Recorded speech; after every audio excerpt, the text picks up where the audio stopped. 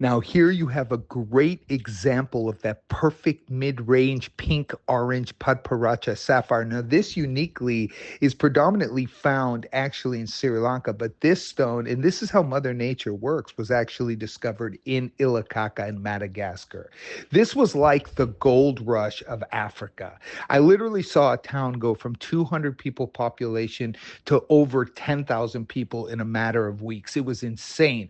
They built a whole town on the highway. There was mining with shovels, pickaxes. It was like the gold rush in the US from hundreds of years ago. This was the big sapphire rush in Madagascar at the time. And it discovered pink sapphires, white sapphires, green sapphires, a lot of different varieties, some purples, some pinks, but it also had some extremely rare, not common, but 1 in 10,000 stones was Padparadscha, similar type of breakdown as you get in Sri Lanka. It's just the nature of the rarity of the material. This is a 2.18 carat. The price on it is outright illegal. It's a specimen that I've kept from the early days in Ilokaka, so over 20 years ago, I got this stone. So the cost on it was very low because nobody even knew. The miners didn't even know what paparacha was at the time.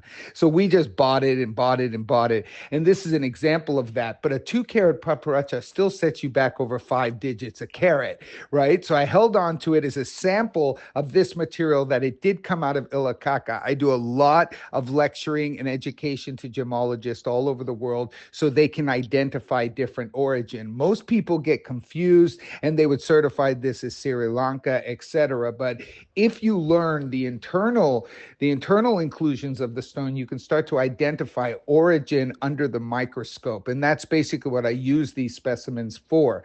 Very difficult to find. They date back 600 million years old, these particular sapphires, when they were created in the Earth's crust. You've also got 1.28 carats of D flawless diamonds running down the side